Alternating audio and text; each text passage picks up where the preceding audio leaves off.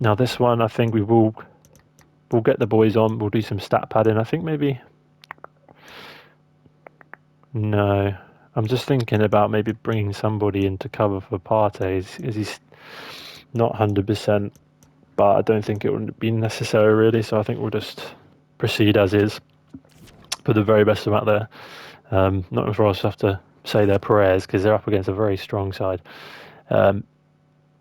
So I just had an email here about Belgium or Czech Republic wanting to hire me for the national team, not be something I'm doing. So what we're going to do is just get straight into the next game here, Nottingham Forest. So here are the lineups. So we're starting a very strong side. Jesus, Leao, Xhaka, Ødegaard, Saka, Partey. And at the back we've got Tierney, Gabriel, Saliba, White and Ramsdale. The Nottingham Forest side, a lot of their new signings in there. Nothing too concerning, but Renan Lodi, I don't think he's had a great start there, but certainly one that was he was highly anticipated signing coming from Atletico Madrid. But I don't think he's quite lived up to the hype levels just yet. But again, he's very young, got plenty of time to do it. So Jesus, 3 goals in his last 3 games. Our clinical finisher, our top scorer here. Let's hope we can continue that vein of form. So we are at home again in front of the home fans. I expect to see the stadium bouncing. That's something that we have been missing. Obviously, with the poor results, it kind of has had a bit of a dampener on the fans at the Emirates Stadium. But this season has been very different because of the results and just the energy that the team bring. It really does lift the crowd, and you kind of see sellouts every single game, and it's always bouncing now. This is something that we had been previously accustomed to seeing at Highbury. It's been a little bit of a reach to achieve at the Emirates Stadium, but definitely have returned to past glories now in terms of rousing the crowd, so it's good to see that. So Ødegaard with a fierce strike, but it was straight at Henderson. But again, looking very much in control of most games we're playing now, so this looks to be the difficulty level, I think, world class. Certainly what I'm happy playing, but again, let me know if you want me to kind of ramp up the challenge and get myself smacked about every week. But this is kind of a good level, I think. Okay, so it looks like the top scoring team. We are the top scoring team apparently. So 4 games played, 11 goals. That's a good start indeed. That's a very solid start. A lot of that comes from Gabriel Jesus, the new signing, been very, very positive. Their strike just straight at the keeper there, which I'm very, very thankful for, because that could have spelled trouble for us. And the ball forward into Gabriel Jesus, who, for a kind of deceptively little man, he's got good strength there. So Ødegaard again with a very good chance, but saved nicely by the goalkeeper. That kind of right-sided midfield does get a lot of chances. We saw it last game with Fabio Vieira, and again with Ødegaard already. He's got himself a couple of chances. So looks like that position is kind of key, that you know how to strike a ball. Good save again by Henderson. I'm assuming that's the Henderson that Man United have loaned out. Kind of doing the same thing over and over here. I'm not sure what's going on. He was dominant in the air there. Again, I think Ten Hag will have De Gea on borrowed time. Although De Gea is obviously a very, very good shot stopper, I think his ability to play out the back is limited. At the moment, they're kind of playing those teams which don't press too high, so it's not too much of a problem. But when it comes to playing the high pressing teams and playing those bigger games, I think De Gea will certainly start to struggle a bit more. Like how we saw right at the start of the season with Brentford, the way Brentford just absolutely tore them apart, and a lot of that was down to De Gea's complete inability to play sensible passes out the back. Quite often threw his team into unnecessary danger with poor decisions. That's a poor strike there again from Ødegaard. So I can see him being shipped out the door. As to where he'll go, I don't know. As I say, a good shot stopper, so he definitely do a job for a decent sized club. But if you want to be at the top, you need to have that build up. Kind of have that ball-playing goalkeeper like Manchester City do with Ederson, like Liverpool do with Alisson, and like Arsenal do with Ramsdale now. And that's the kind of difference. You look at Ramsdale, and he's not a world-class shot stopper. He's not on the same level as De Gea in that regard. But because of what he brings to the team, playing out the back, he's just a much better option. He fits the team dynamic much better, and he allows that control of the game, which is what Mikel Arteta loves. But what we've also seen is he's not afraid to go long, and that does get your team out of the pitch and allows us to use our outlets, such as Gabriel Jesus and Bukayo Saka, these kind of players who are just physical phenomenons. And those are the kind of players that are very useful to getting you out of trouble when you need to go long. And as I say, with Jesus being so deceptive in his strength, it's very good. We've seen him bullying Varane and Martinez in the Arsenal versus Manchester United game.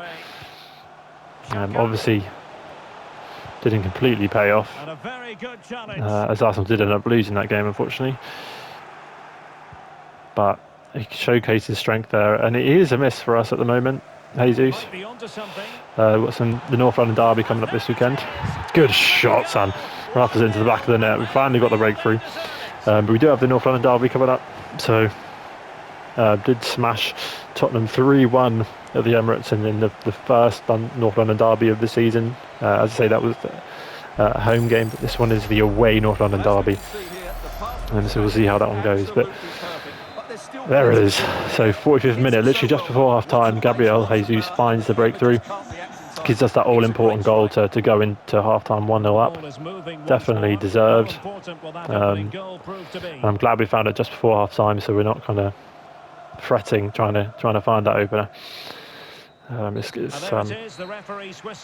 It's a game we're in control of. We're looking solid. Definitely no major concerns.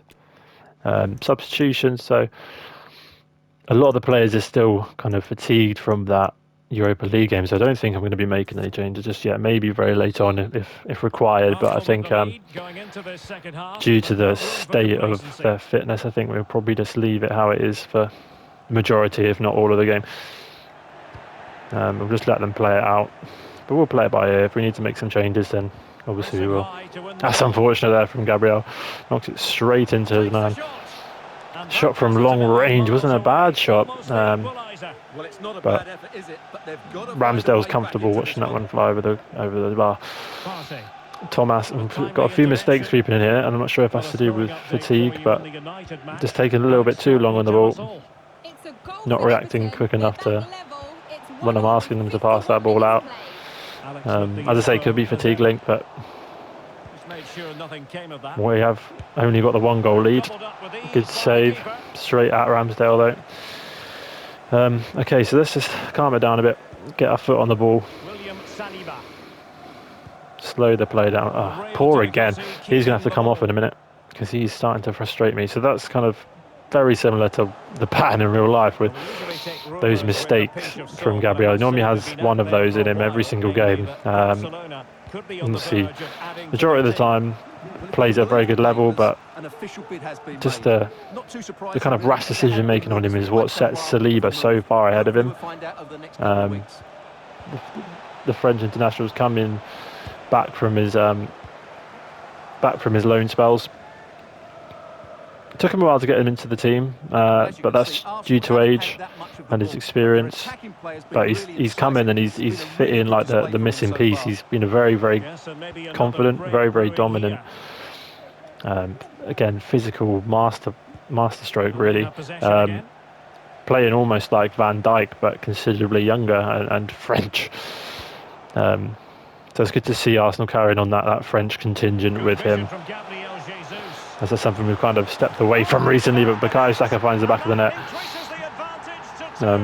As I was saying, that kind of that France-Arsenal contingent has kind of been weakened recently.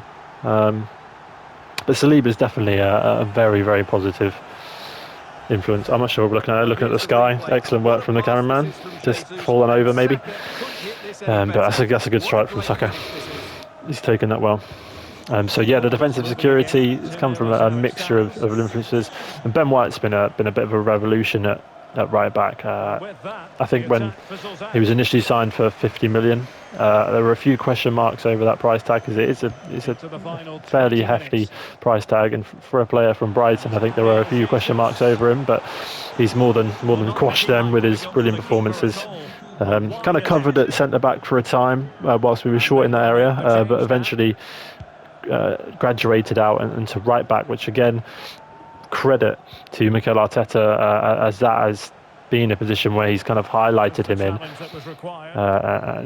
just kind of bought on profile really, because obviously he played at centre back for Brighton, but the masterstroke from Arteta is to put him at right back, where he's absolutely thriving.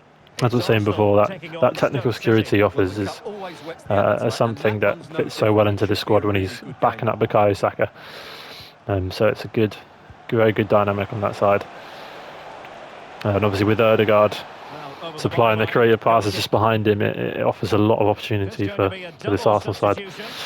So they're going to make a double substitution here, with Jay Lings coming on, Jesse Lingard. So again, a lot of controversial history between Jesse Lingard and Arsenal Football Club, with him actually labelling the Emirates as his dance floor, after he did score a goal for Manchester United at the Emirates, and celebrated with a dance, and dropped a tweet saying that this was his dance floor.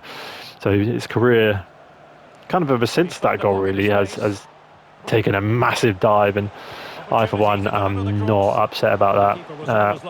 He was a big talent, but completely tanked now, and he had a good spell at West Ham United. He was there on loan for a bit, but he's really dropped off now, and he's a fraction of the player he used to be. And as I say, I'm not too upset about that, because I've never been his biggest fan, to be honest. I've always preferred, in terms of English attacking midfielders, Maddison. I feel like he's kind of always been a bit neglected, especially on an international level. He did get his call up for the World Cup, but didn't actually feature for a single minute of that, so it's kind of a bit of a redundant call up, but it was nice enough for him to have that honour, because I know he's been waiting for a while. So interestingly, a lot of the match highlights here are Dean Henderson's saves, so I think that kind of just shows how dominant we were in this game, and I think they're kind of lucky for that to only have been the 2-0. So we've had 14 shots on target. Interestingly, passes completed, possession was very even, but never in doubt really. It was a solid performance. So Manchester United getting 2-1 win over Everton there. And a result you expect. It's not someone they should be kind of worried by. They're a minor side, and they should be beating Everton.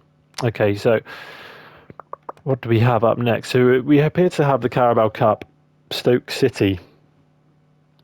Okay, so that's going to be an away one. That'll be a very physical game, so that's something we'll have to think about. We can see Felipe Coutinho there in his Aston Villa colours. Obviously returned to Aston Villa under the tutelage of Steven Gerrard. That did not go the way he's expected it to go, I don't think.